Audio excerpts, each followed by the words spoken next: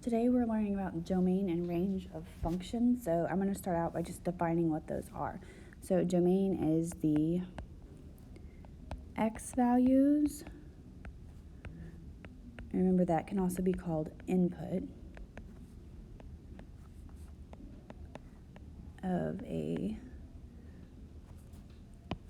I'm going to say relation because it could still have those even if it's not a function. All right, and then range are the y values, which are called also the outputs. Remember, a relation is a set of ordered pairs, points on a graph, things like that. All right, so we're going to pick a few ways, or we're going to have a few ways we're going to look at these today and be able to identify them. So if you're given either a set of ordered pairs, which looks like this, a mapping diagram, which was these, or just a table, which is that, you're going to simply list the x values for the domain and the y values for the range inside the brackets that look like this, okay? Typically, we're going to write those in numerical order, so like least to greatest. If it helps you, you can kind of mark them off of the list as you go. So for domain, so my domains, remember, that's x, range is y. So on my ordered pair, x comes first. So my domains are all of these first ones. In this case, they're already in numerical order. So I just list them out with a comma in between each one. Okay, now for the range, or the y, that will be the second number. And let's see, looks like they are almost in numerical. So I'm going to do 5, and this was I saying by if you want to mark them off as you go. So 5 is done. Next in numerical order, I would have 2 6s. You only need to write that once since it is the same number, okay? All right, next I would have 7, and lastly 8, and then close my bracket. Okay, go ahead and take a pause on the video for a minute, and I want you to try this one here.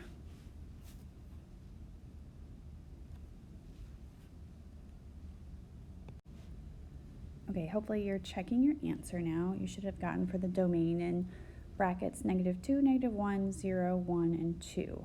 The -1 repeated, but make sure you only wrote that once. And then for the range, there was quite a bit repeating. So I had 0, 1, and 2. Okay, so writing the domain and range from a table is really similar. You're just going to make sure that you're looking at the right row.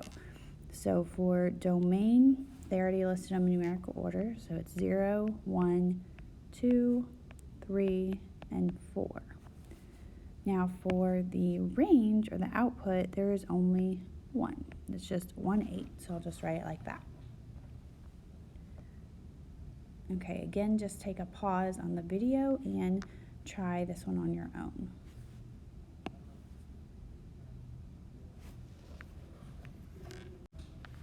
Okay, hopefully you're checking your answer here, and that's what you should have gotten, 8 for the domain and 0, 1, 2, 3, 4 for the range.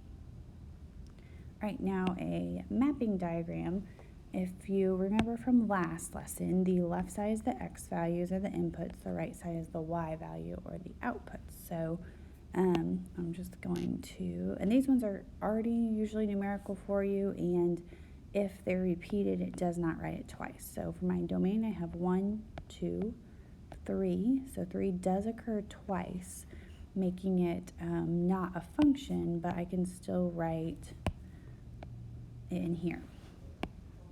All right, and then for the range, I have 8, 9, 10, 11. And just a reminder from last class, a function means the x value, each x value has only one y value. All right, so go ahead, take a pause, and try this one.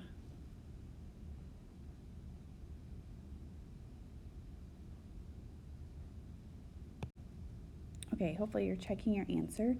You did have to move things around a little bit to get them in numerical order, but for x, you should have -1, 0, 3, 6, and 14.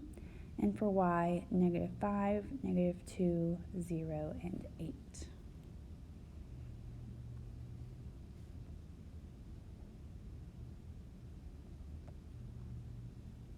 Okay.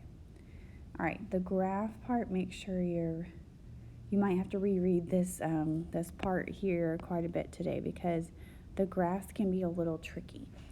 Just because there's a lot of different options on how you're writing it. So if points are given, write a list of the domain and range values inside brackets. So let's just start with that. So this one, these are just points, okay? The best option for you may be to write them as ordered pairs or in a table format, either way. So I'm going to do a table and do x, y. So like this point here is 0 for x, 2 for y. All right, then if I move to this point, that is 1, 1. This point is 2, 2, and then I also have 2, 3 on that x line. And then lastly, this point here will be 3, 3. Okay, now that you have those, it may be easier to write in your list. Another way to do it is simply look as you're writing it. So like, okay, domain I know is this way because that's my x. And I could say, okay, well this one is at 0. This point's at 1. These are both at 2, but I don't need to repeat it, so I'll just write it once. And then this one is at 3. So remember, domain measures like left to right. In this case, they were all right, so they're all positive. Right from the origin, I mean. Okay, and then second, I know that this going up and down measures my range. In this case, they're all positive, so they're going to be all going up. So here I can do, all right, well this, I can list them out from my table or from my points, either way. So if I do it from the graph, I see, all right, this point is up 2, but for this I want to do numerical, so you may start with like the bottom point. So that one only has a range of, or a y value of 1. Okay, next I have 2 points, they're at a height of 2, or up 2. And then I have 2 points that are at 3. And then let's just check that here. So 1 is listed, 2 is listed, 3 is listed. Okay, so just kind of to check yourself and make sure you have them listed out. All right, so that one's pretty similar to like just the list, the mapping diagram, etc. If there's a line or a segment on the graph though, so like these two here that we see, all right, you will need to write your answer to include the minimum value on the left and the maximum value on the right. So your answer is going to look like an ordered pair. So minimum on, and actually let's just write that down here. So I have an ordered pair. I'm going to do the minimum on the left, maximum on the right. All right. It says, so your answer is written like an ordered pair, but if there is a point at the location, it gets a bracket. So it could be like this instead of a parentheses.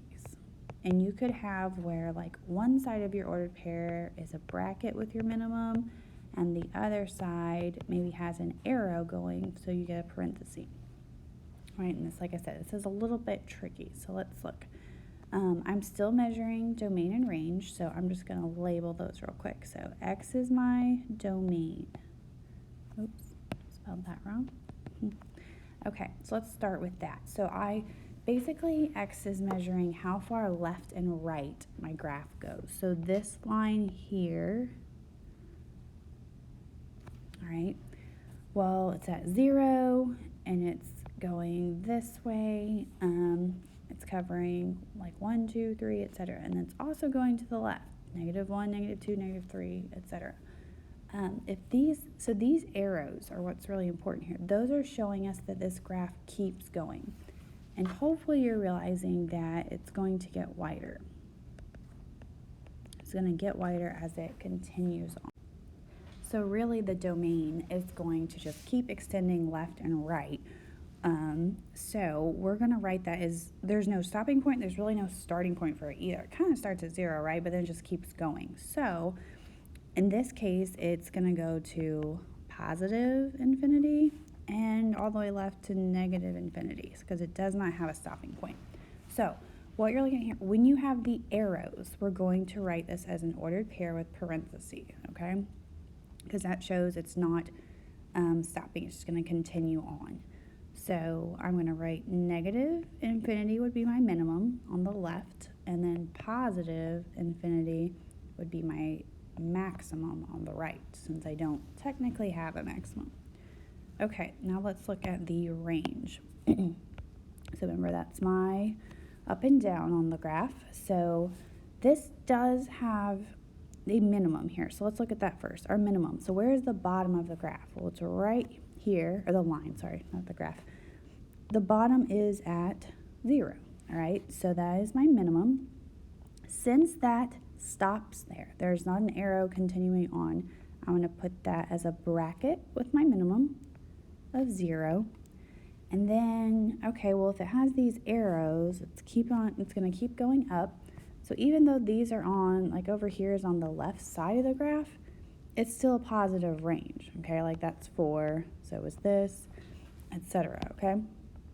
So that is going to be the maximum of positive infinity. Remember, because our graph didn't go at all down here in the negatives, so that's what's making it positive there.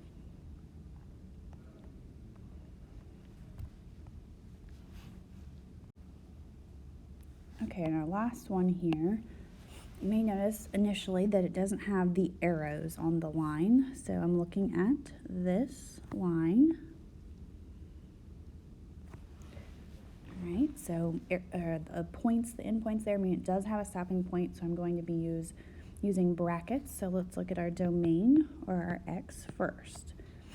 So that's how far left and right. So if it helps you kind of draw that down. Okay, well, as far left as it goes is -3. Since this is an endpoint, I want to do a bracket, comma, make it look like an ordered pair, and then my maximum, so how far right does it go, is 3, +3. And that also has an endpoint, so I put a bracket.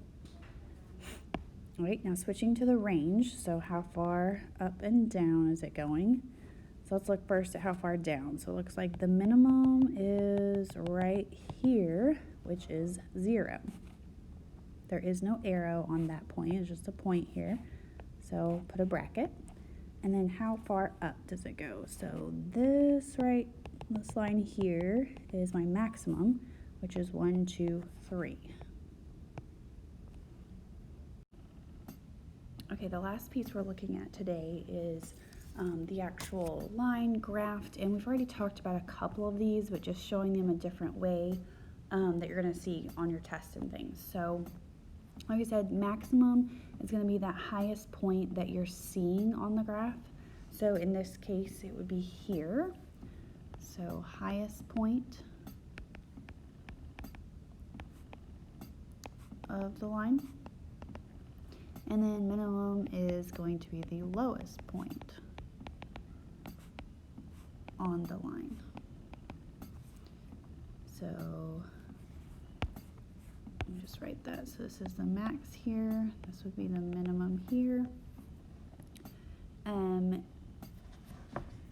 This is a little bit different because it's considered the relative maximum, because this line is kind of continuing. They didn't put the arrows for some reason, but we're looking at, so it may be different if we're writing that out and there's that arrow. We don't know exactly where it stops, but I'm looking at the maximum of what I can see. So the relative maximum here, as an ordered pair, it says, well, the x value is 0 because it didn't go left or right, and it went up 1, 2. This graph's really zoomed in.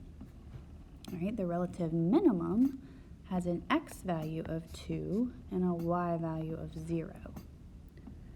All right, next thing, x-intercepts, circle them, then write the value. So x-intercepts are where the line crosses the x-axis. So it's the same as y-intercepts, only they're on the x. So that would be right here it crosses, and then right here it also touches, so we count that as well. So those, I want to write the x values. All right, so that is -1, and looks like this one is 2.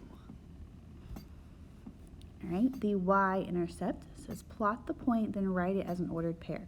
We actually already have that, so it crosses the graph right here. So that's our y-intercept. Remember, these were our x-intercepts. So that is a ordered pair of 0, 2. All right, and then this describe the end behavior. So what is happening at both sides of the line?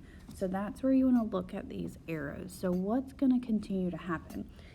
And this is almost like a guess, because I guess we don't know for certain, you know, but you want to look at kind of what does it look like is going to happen next. So it looks like it's going to continue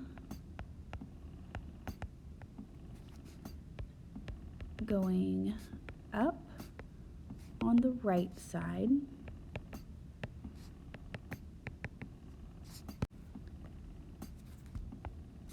and the left side, so like over here, is going down. All right. Okay, you do have a homework assignment today. Be sure to look back at your notes and through those if you need help on doing the domain and range part, because I know that can get a little tricky. Okay, have a good day.